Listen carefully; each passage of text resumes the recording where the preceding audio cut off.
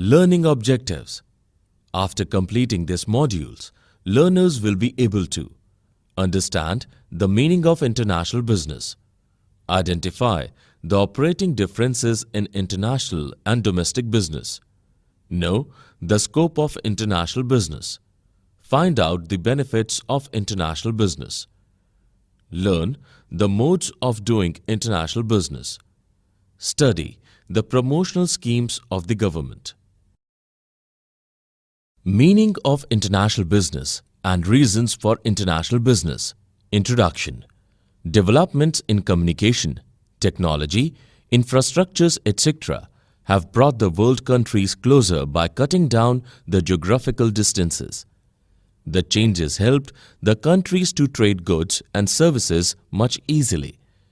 This is further aided by World Trade Organization (WTO) and the reforms undertaken by the countries to ease restrictive trade policies.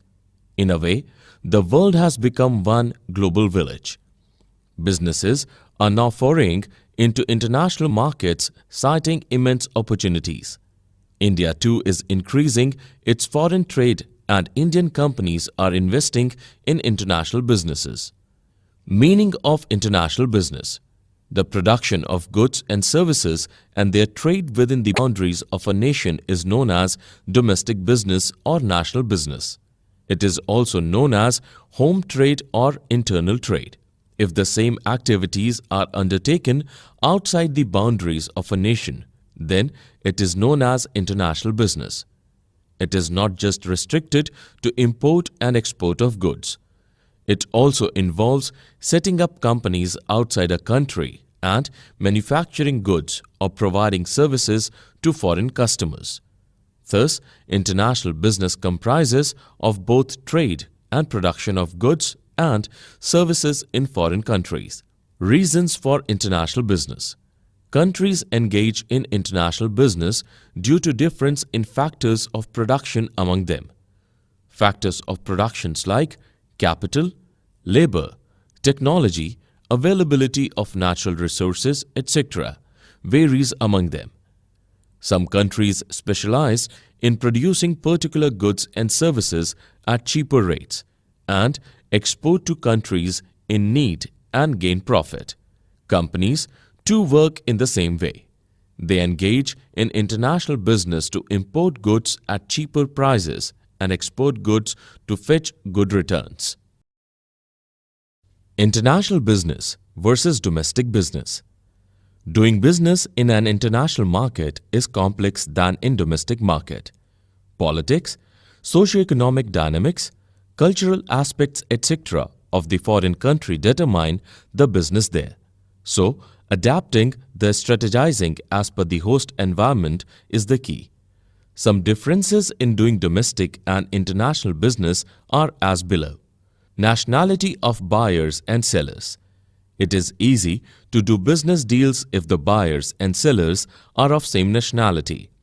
In international markets, the differences in languages, customs, attitudes, business practices, and goals make it difficult to do business.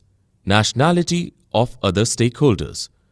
The nationality of a company's stakeholders, such as employees, suppliers, customers, etc., differs in an international business environment. It complexes the decision-making process. Firms have to take care of the values and aspirations of these stakeholders. Mobility of factors of production. Factors of production like labor and capital have restricted mobility in international business. This may be due to legal restrictions, environment, socio-cultural settings, and economic and cultural conditions of the foreign country. Customer heterogeneity across markets. Customers in international markets are diverse due to their socio-cultural backgrounds. For companies, this complicates their product designing task and customer strategies. In domestic markets, such diversity is less and can be worked upon easily. Differences in business systems and practices. These vary from country to country due to their socio-economic conditions and historical coincidences of the countries. Thus, firms have to adapt their business process to the conditions of the international markets. Political system and risks. It is easy for business persons to understand their domestic political system and risks. Scope of international business. The scope of international business is much larger. It has many components in it. The following are some of the major components. Merchandise exports and imports. This is the exporting and importing of physical goods that are visible and can be touched. It is also known as trade in goods and it excludes trade in services. Service exports and imports. This involves services such as transportation, tourism, entertainment, boarding and lodging, communication, banking, insurance, etc., being traded in international markets. Licensing and franchising. International business can be done by licensing and franchising of trademarks, patents, or copyrights for money. Best examples are companies like Pepsi, Coca-Cola, and McDonald's. Foreign investments. When a company or an individual invests funds in foreign country for financial returns, then it is known as foreign investment. It is done in two types, direct or portfolio. Direct foreign investment. It is investing directly in plants and machinery in a foreign country to produce goods and market them. Through direct investment or FDI, the investor can have a controlling hand in the foreign company. The investment can be done through a joint venture or PPP or by setting up a wholly owned subsidiary. Portfolio investment. This is investing in a company by buying the shares of the company. It can also be through giving loans. The investing party earns dividends or interest on loans. Under this, there is no involvement in the operations of the business. It is a mode simply to earn income by investing in a foreign company. Benefits of international business. There are several benefits for nations and business firms in undertaking international business. These benefits led to the expansion of international trade and investments leading to globalization. The benefits of international trade are benefits to countries, earning of foreign exchange. A country can earn foreign exchange through international business. It can use this to procure goods and services that it cannot produce domestically. More efficient use of resources. The principle of international trade is to produce more of what a country is capable of and export the surplus. With this, all nations benefit from the equitable distribution of resources, improving growth prospects and employment potentials. Developing countries cannot absorb the extra production, nor can they produce goods only for domestic consumption. Instead, they can export and improve their growth prospects and generate employment. Such a strategy was followed successfully by countries like Singapore, South Korea, and China. Increased standard of living. Through international trade, people start to use better goods and services produced in other countries, thus improving the standard of living. Benefits to firms. Prospects for high profits. Companies can earn more profits by selling their goods or services in international markets. Increased capacity utilization. Excess production capacities of firms can be utilized by gaining international orders. It helps firms to achieve economies of scale, lower production costs, and earn more profits.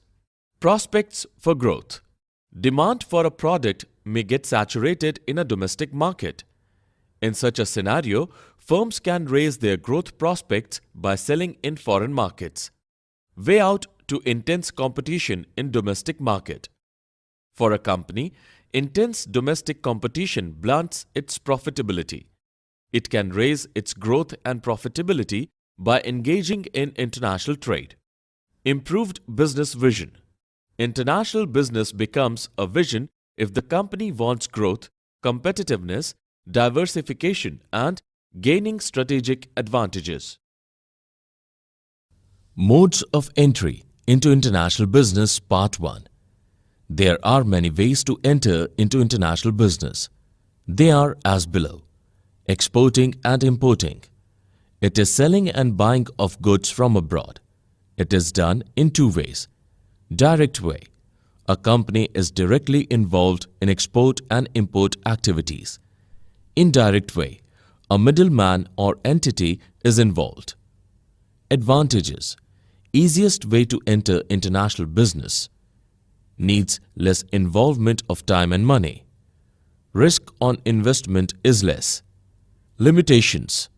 It involves additional costs on packaging, transportation, insurance, custom duty, etc. Import restrictions of countries hamper export potential. Knowing customers of foreign market is difficult. Many firms begin their international business through exports or imports. Contract manufacturing. Here, firms enter into a contract with foreign companies to manufacture goods. It is also known as outsourcing. There are three major forms: producing components, assembling components, complete manufacturing. Foreign companies provide technological and management guidance. Final products are sold under the brand name of the foreign firm. Advantages. Large-scale production without investment, as facilities are already existing in foreign countries. Limited investment risk. Lower production costs if the facility is based in low-cost country. Increased production capacities of local firms in foreign countries. Chance for local firm to involve in international business. Limitation. Lapses in adhering to design and quality standards by local firms cause problem to international firm. The firm in foreign country loses control over manufacturing process. Local firm cannot sell the contracted output. It is to be sold to international company at predetermined prices. Local firms may incur loss if the prices are higher in the open market than the predetermined prices. Modes of entry into international business Part 2. Licensing and franchising. Licensing. Through a contractual arrangement, access is granted to trademarks, copyrights, names, patents and technology to a foreign firm for a royalty. This is related to goods. Franchising. This is related to the service business. The franchisors set strict rules for the franchisee operators. Here access is granted to the technology, trademark, etc. for a certain period of time and for a payment. Advantages. The investment is done wholly by the firm or person of a foreign country. Hence, investment risk is zero. No loss is incurred upon licensor or franchisor. Lower risk of government takeovers as the licensee or franchisee is local person and they have great market knowledge. Limitations. Risk of re-engineering of licensed or franchised products. Leakage of trade secrets. Conflicts may arise between licensor and licensee on non-payment of royalty, quality maintenance, etc. Joint ventures. It involves partnering with a foreign firm or person to start an international business. It can be done in three ways. 1. Buying a part of the local company by a foreign investor. 2. Local firm buying a part in a foreign company. 3. Local and foreign firms jointly forming an enterprise. Advantages. Sharing of equity means less financial burden on the foreign firm. Large projects can be executed through joint ventures. The local partner helps the foreign firm in understanding local market dynamics. Avoids sharing of costs and risks involved in entering a foreign country. Limitation. A risk to trade secrets. Dual ownership may lead to conflicts and issue over control of the business. Wholly owned subsidiary. This mode allows for a complete control of the foreign subsidiary company by the parent company. This is done in two ways: setting up a new plant called greenfield venture and acquiring an existing foreign company. Advantages: complete control of operations and no risk to trade secrets. Limitations: high investment requirement, a complete burden on losses and regulations on 100% venture in some foreign countries.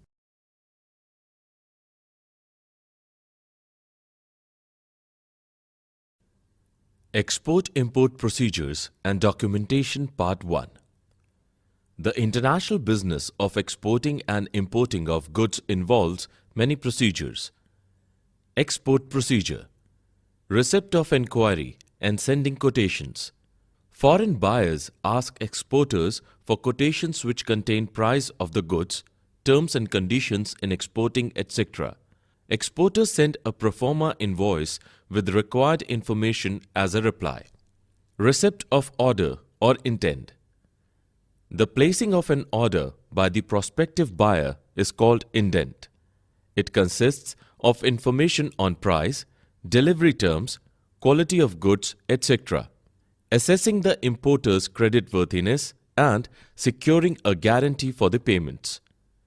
Exporters assess the creditworthiness of importers, demand a letter of credit to avoid non-payment risks. Importers' bank issue this and agrees to pay certain amount. Obtaining export license. Anyone exporting goods from India needs an exporting license.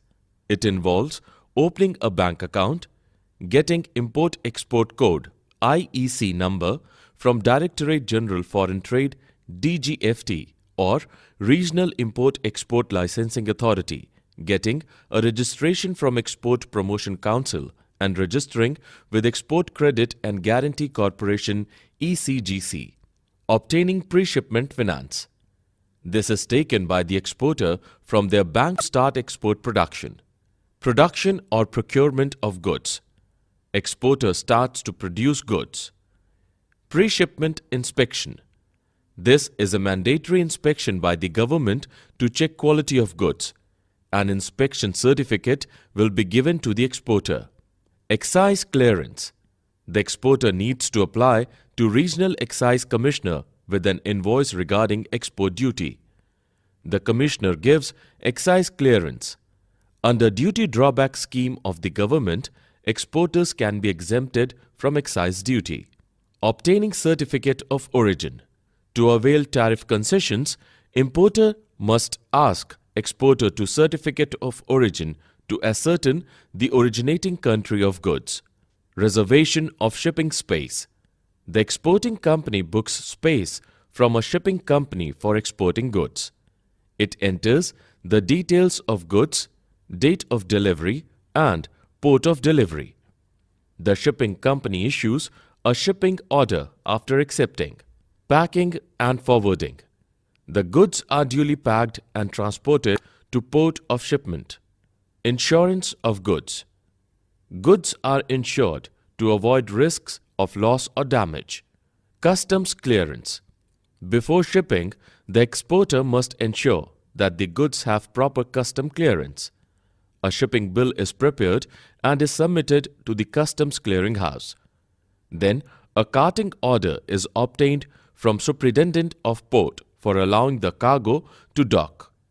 All this is handled by a clearing and forwarding agent, C&F. Obtaining mate's receipt. Captain of the ship issues mate's receipt to the superintendent after cargo is loaded onto the ship. The receipt is then submitted to C&F.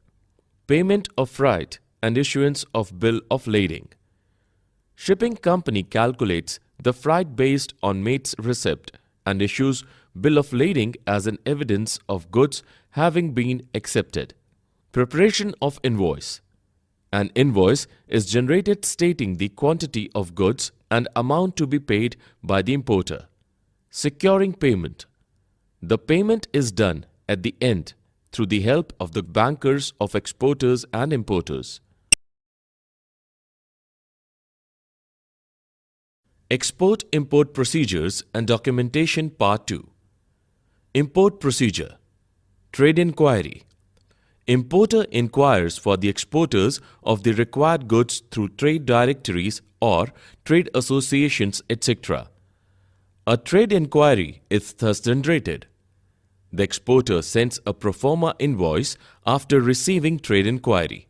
Procurement of license. As per export-import policy, an importer is to be taken from the Directorate General of Foreign Trade (DGFT) and an Import-Export Code (IEC) number is to be taken. Obtaining foreign exchange. Foreign exchange is to be obtained to pay the exporter. It is done by obtaining the sanction of foreign exchange from RBI authorized bank. Place order or indent.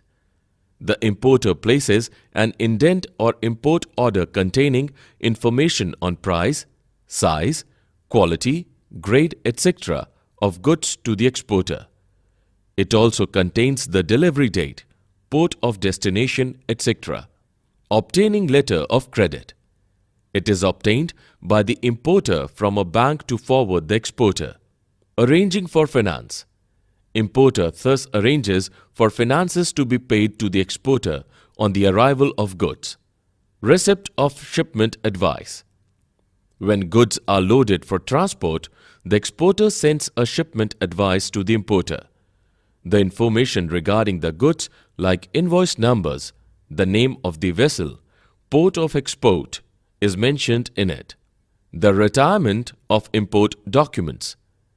The shipping of goods, the exporter sends necessary documents to the importer via their bank.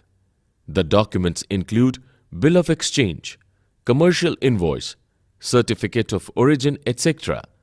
When the bill of exchange is accepted by the importer, it is known as retirement of import documents. Arrival of goods. At the importing port, the head of the shipping vessel provides Import General Manifest containing details of imported goods to the officer in charge of the dock. Customs clearance and release of goods. For the release of goods, they must pass through customs clearance. First, the importer must obtain the delivery order for taking the goods. Then, dock dues have to be paid and port trust dues receipt must be obtained.